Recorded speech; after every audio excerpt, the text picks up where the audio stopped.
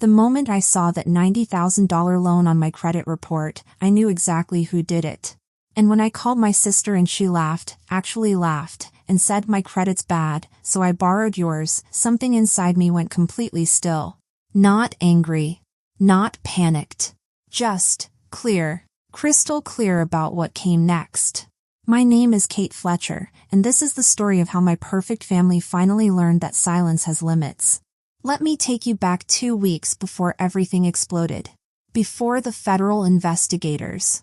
Before my parents stopped speaking to me. Before my sister's world came crashing down in her expensive condo that she should never have been able to afford. 2 weeks earlier, we were having Sunday brunch at my parents' house in Arlington.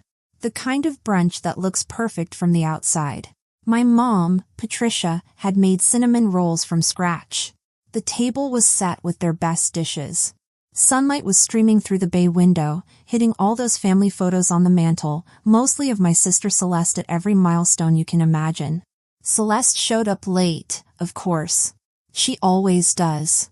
Wearing this designer coat that probably cost more than my monthly rent, talking about her latest investment ventures and her weekends away with people I'd never heard of. My parents ate it up. They always do. Leaning forward, asking questions, practically glowing with pride. Then Celeste turned to me, tilted her head with this little smile and asked if I was still doing that little finance job. I laughed. I always laugh when people underestimate what I actually do. I work for a federal agency, I can't name which one, but let's just say I spend my days tracking financial crimes. Following money trails. Spotting patterns that other people miss. Finding the truth buried under layers of polished lies. So yeah, that little finance job meant I could read a balance sheet like most people read a text message. And sitting there at that brunch table, watching Celeste talk about her new place in the city, her shopping trips, her lifestyle, something wasn't adding up. The numbers didn't work. She didn't make that kind of money. I knew because I'd helped her with her taxes 2 years ago, back when we were still close. Back when she'd called me crying at midnight because she couldn't afford her rent. Back when I'd lent her $3,000 that she promised to pay back in 6 months. That was 4 years ago. I never saw a cent of it. But that's how it always went with Celeste. She'd take, then act like I was being petty for remembering. Like keeping score made me the bad guy. Sitting at that table, watching her show off, I remembered something else too. When I was 23, I'd been saving for months to take a certification course that would advance my career. I had the money in my savings account, $2,200. Then one day, I checked my balance and it was gone. Completely wiped out. Celeste had my debit card information from when she'd borrowed it for an emergency months earlier. She'd spent it all on a girls' trip to Miami. When I confronted her, she cried. Said she'd been so stressed, she needed a break, she'd pay me back. My parents took her side. Told me I was being selfish. That family helps family. That I'd have other opportunities. I never took that course. The next session was 6 months later, and by then the price had gone up and I'd moved to a more expensive apartment. I missed my window.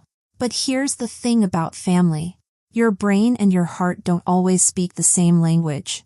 So I pushed down that instinct. Told myself I was being paranoid. Being the jealous little sister. I drove back to my apartment in Alexandria that afternoon with this weird feeling in my gut. My place is small, but it's mine. Quiet. Minimal. Everything in its place. The kind of space where I don't have to compete with anyone for air. I made tea, sat by the window, and tried to shake off the unease. Told myself I was imagining things. I wasn't. The alert hit my phone the following Wednesday afternoon. I was at my desk, reviewing a case about suspicious payment transfers, when my phone buzzed. Credit inquiry notification. Most people would panic. I didn't. Something inside me just went still, like pieces clicking into place. I excused myself to one of the quiet rooms we use for sensitive work. The moment the door closed, I pulled up my full credit report. And there it was. A personal loan. Roughly $90,000. Sitting under my name like it belonged there. My stomach didn't drop. My hands didn't shake. If anything, I felt calmer. Because this wasn't confusion anymore. This was confirmation. All those things I'd noticed at brunch, the coat, the apartment, the spending, had been pointing me here. I just hadn't wanted to see it. I sat there for a full minute, staring at the screen. Then I did what I always do when something doesn't make sense. I dug deeper. The loan had been opened 3 months ago. 3 months of payments already made under my name. 3 months of my credit being used while I had no idea. I pulled up the application documents. They were all there in the system. My name. My social security number. My employment information, except the salary was inflated. Way inflated. Almost double what I actually make. The signature at the bottom was supposed to be mine. It wasn't even close. Whoever forged it didn't even try to match my handwriting. They just scribbled something that vaguely resembled a C and AF and called it good. That's what got me. Not just that she did it, but that she was so confident I'd never fight back that she didn't even bother to make it convincing. I called Celeste. She answered on the second ring, her voice all sweet and polished. "What's up, Cate?" I kept my tone light. "Hey, I got a credit alert. Did you use my information for something by mistake?" There was a beat of silence. Then she laughed. Actually laughed. Casual, like I'd asked about the weather. "My credit's bad, so I borrowed yours," she said. "Relax. It's not a big deal." I closed my eyes. "Celeste, that's identity theft." She scoffed. "Oh my God, don't be dramatic." I didn't say anything. Sometimes silence is more powerful than shouting. Then I heard footsteps. Another voice. My father's voice. "What's going on?" he asked. "She's freaking out over a loan," Celeste said breezily. "I used her name. Her score is better." My father didn't gasp. Didn't correct her. Didn't even pause. "It's not a crime if you're family," he said. Like he was reminding me of basic table manners. I had to pull the phone away from my ear for a second. Not because it hurt. Because it confirmed every fear I'd been swallowing for years. In their world, Celeste's convenience outweighed my security. Her wants outweighed my boundaries. Her mistakes were something I was expected to absorb. "Dad," I said quietly, "this is serious." He sighed. Annoyed. "Don't start. You know your sister always lands on her feet. Help her out. Help her out." My sister steals my identity. My father excuses it. And I'm expected to carry the consequences. I ended the call without another word. Back at my desk, I pulled up the loan documents again. The income listed was inflated, nearly double what Celeste actually made. The signature wasn't mine. Too looping. Too careless. Whoever forged it assumed I'd never fight back. They were wrong. Because in that moment, something shifted inside me. Not rage. Not panic. Clarity. And clarity has teeth. I spent the rest of that day doing what I do best. Following the facts. Building a case. I pulled my full credit file. The loan had already been dispersed.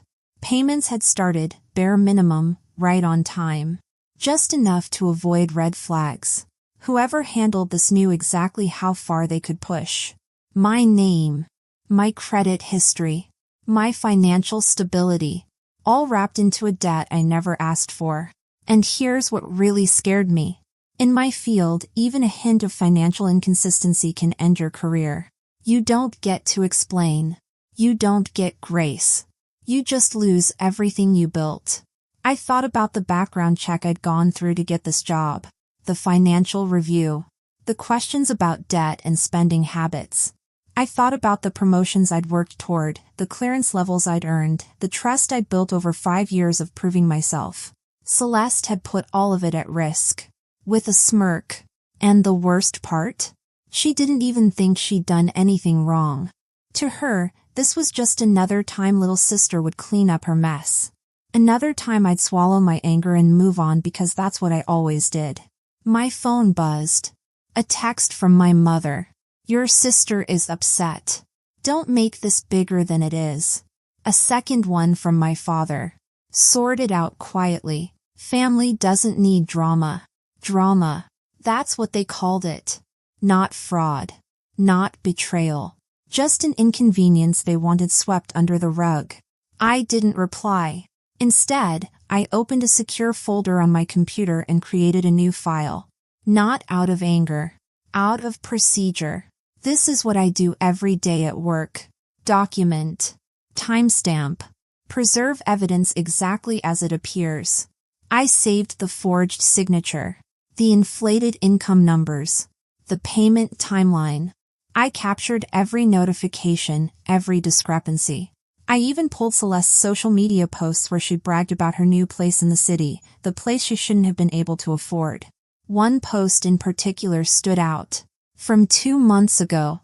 Her standing in front of a luxury condo building, caption reading, "Finally living the life I deserve." 43 likes.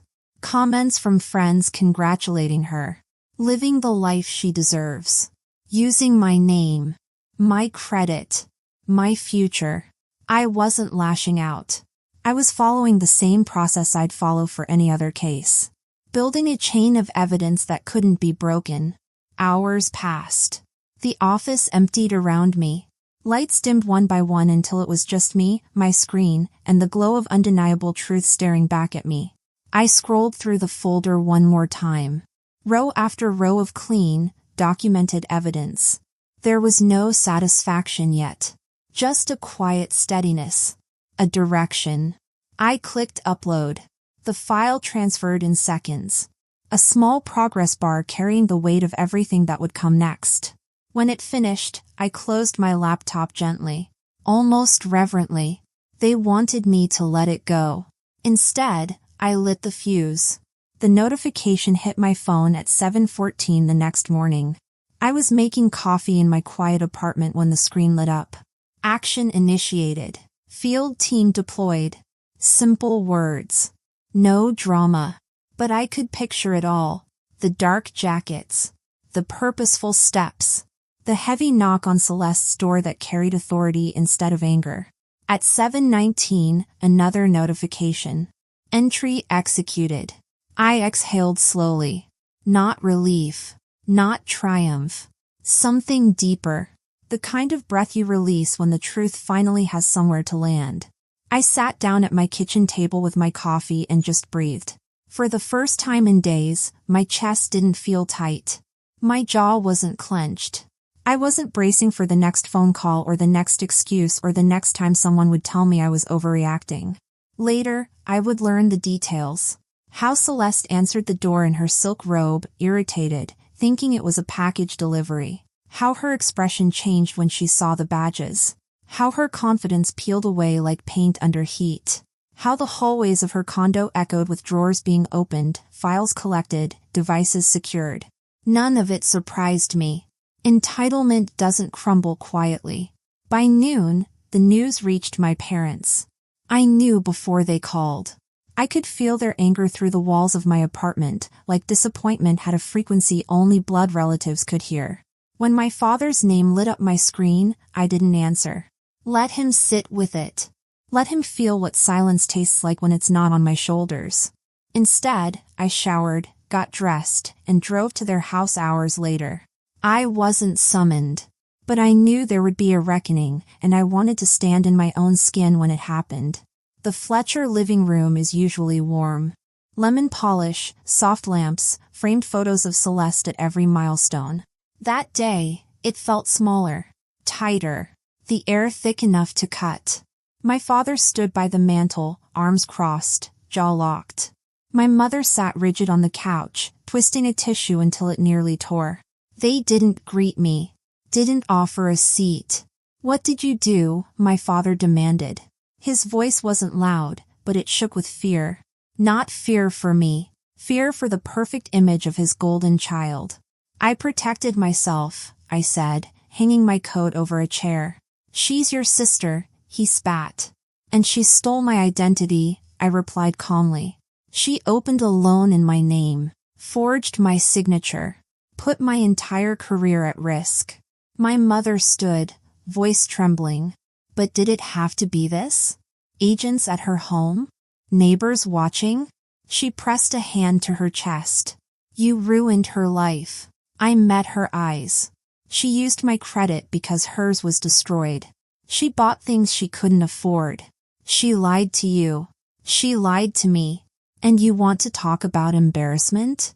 My father stepped forward, face flushed. You could have come to us. We could have handled it within the family. I almost laughed. Handled it? Like the way you handled her telling me to stop being dramatic? Or how you said it's not a crime if you're family? His mouth opened and closed. The words had finally revealed themselves as foolish. She didn't mean harm, he murmured. That doesn't erase the harm she caused, I said. Do you have any idea what this could have done to me? I work in a field where financial integrity is everything. One red flag on my credit, one sign of instability, and I'm done. Finished. Everything I've built for the last 5 years, gone. My mother shook her head. But surely they would have understood. No, I cut her off. They wouldn't. That's not how it works. There are thousands of people who want my job. People without complications. Without fraud on their records. It doesn't matter that I didn't do it. It matters that it happened under my name. The room went quiet. I don't think they'd ever considered that part. They'd been so focused on Celeste's feelings, they never stopped to think about what she'd actually done to me. My mother's eyes filled with tears. She's terrified, Cate. She should be, I answered softly. The room went silent. Not angry silence. Truth silence. The kind neither of them knew how to hold. Where is she now? I asked. Being interviewed, my father said, bitterness heavy in every word. Good, I replied. My mother's voice broke. How can you say that? Because accountability is the only thing that will stop her from doing this again. She didn't steal because she needed it. She stole because she believed she could. Because you taught her there would always be someone else to pay the price. I paused. This time, it wasn't going to be me. My father looked away. For the first time in my life, he had no defense. I walked past them toward the hallway lined with family photos. Celeste in her prom dress. Celeste at graduation. Celeste holding her first apartment key. Not one photo of me on my own. Always beside her. Always slightly out of frame. I stopped at one particular photo. Me and Celeste at her college graduation. She's front and center, holding her diploma, beaming. I'm behind her, blurred, barely visible. I remembered that day. I'd driven 6 hours to be there. Brought her flowers. Taken her to dinner after. She'd spent the whole meal talking about her plans, her dreams, her future. She never asked about mine. When I turned back, my parents looked smaller somehow. Like the edges of their certainty had crumbled. You both asked me to stay quiet, I said. But silence isn't love. Silence is permission. And I won't give it anymore. I left them standing there, surrounded by the remnants of a story they'd written without me. Outside, the afternoon light was bright. Almost too bright. The air was crisp with the kind of clarity that follows a storm. As I drove toward the federal building for my meeting with the investigative team, my phone buzzed. A message from an unknown number. Interview completed. Evidence consistent. Short. Neutral. Final. A few hours later, another message arrived. An update about the asset review underway at Celeste's condo. It didn't detail what was seized, just that items and records tied to the fraudulent loan were now secured for review. I didn't need specifics. I'd spent years analyzing cases like this. I knew exactly how it unfolded. Methodical. Meticulous. Unyielding. Justice isn't loud. It's consistent.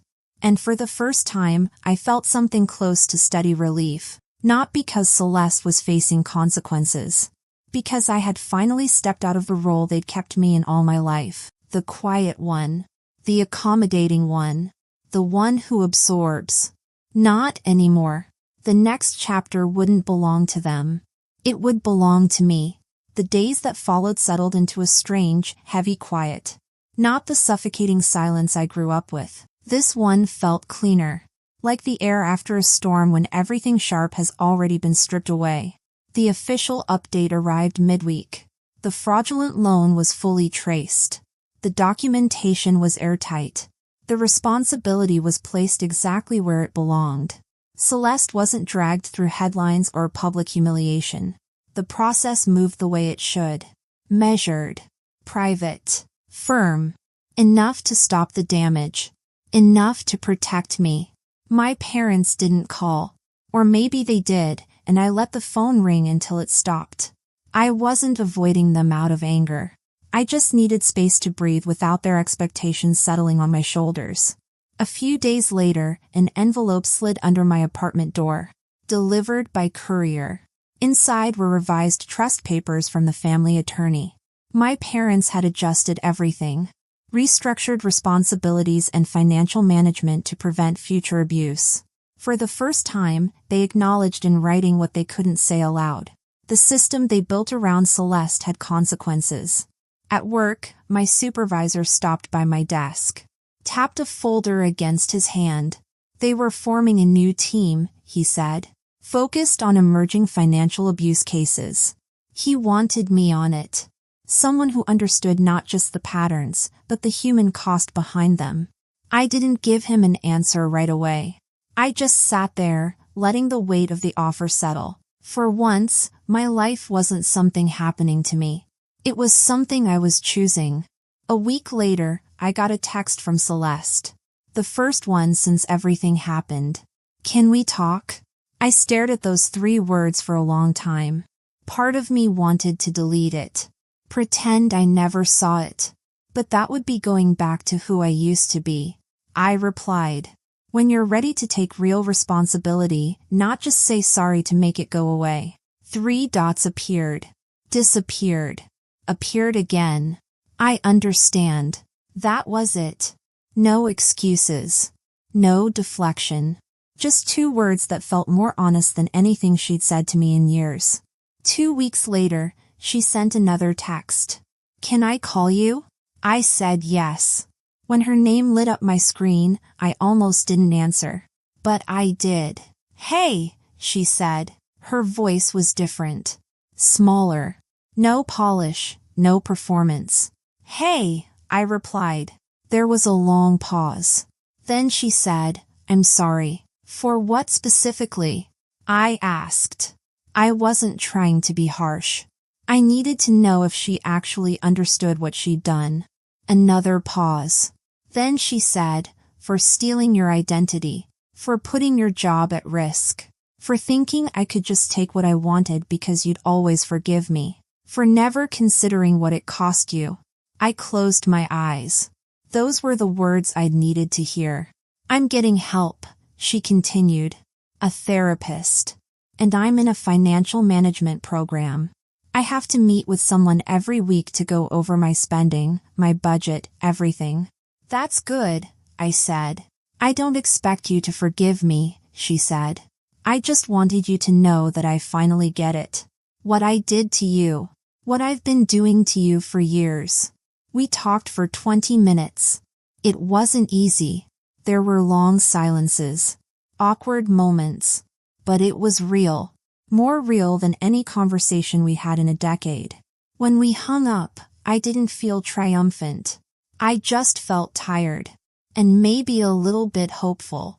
I don't know if Celeste and I will ever be close again. I don't know if my parents will ever really understand what they put me through. But I'm done waiting for them to change before I can move forward. Because here's what I learned through all of this. Family shouldn't be a shield for harm. And silence shouldn't be the price of belonging. For 28 years, I played the role they gave me. The steady one. The quiet one. The one who never makes waves. But still water runs deep. And when you finally let it move, it doesn't just trickle. It surges. In the end, what happened to my sister wasn't about revenge.